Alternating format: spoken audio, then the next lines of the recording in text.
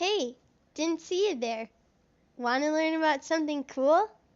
We're learning about the second law of thermodynamics.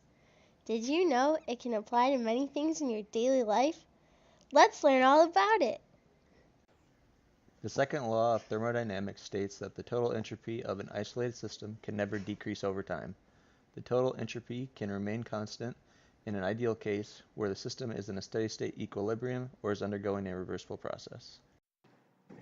There are many ways to articulate the second law of thermodynamics. We will be conveying the second law to you by explaining the Kelvin-Planck statement, Clausius statement, and entropy. The Kelvin-Planck statement maintains that it is impossible for any device that operates on a cycle to receive heat from a single reservoir and produce a net amount of work.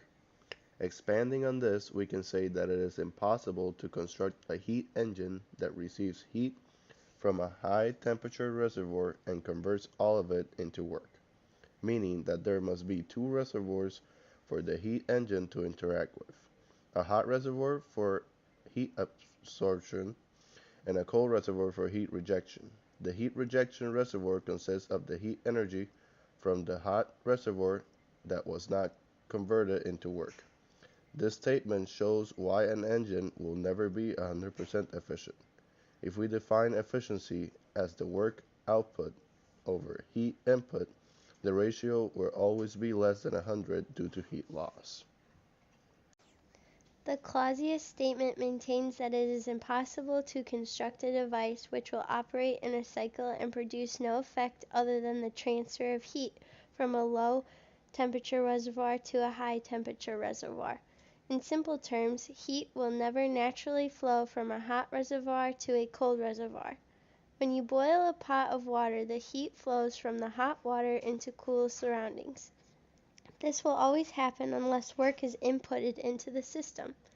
For example, a refrigerator creates a cold reservoir by inputting work to transfer heat outside of the fridge into the surrounding hotter reservoir.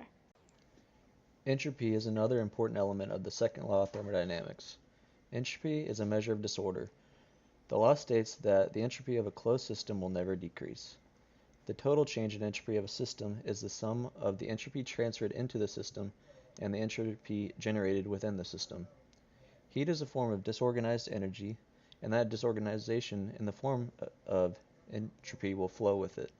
When heat is transferred into a system, entropy is transferred into it as well. The entropy generated by a system will always be greater than or equal to zero. It is impossible for it to be less than zero. A system which contains internally reversible processes will have an entropy production equal to zero. A system which contains internally irreversible processes will have an entropy production greater than zero. The entropy change of an isolated system will never be less than zero.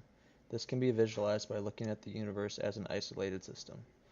Doing this eliminates the entropy transfer variable from the equation. This leaves entropy production as the only variable left in the equation, and as we have just discussed how this term can never be less than zero, in this way the total entropy of the universe will never decrease. Now we will perform an experiment that relates to what we have just discussed. Step 1. Gather materials. You will need ice cubes, a clear glass, and a microwave. Step 2. Place ice cubes in glass. As you can see, the ice is in a solid, freezing form. Step 3. Place glass in microwave for 2 minutes. The heat from the microwave is transferred into the ice. Go.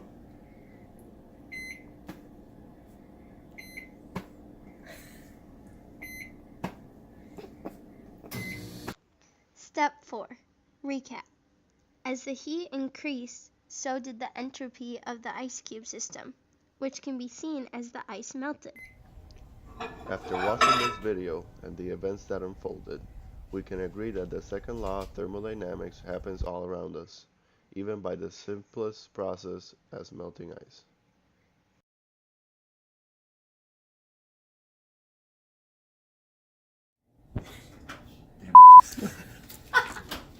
Let me get a better chair.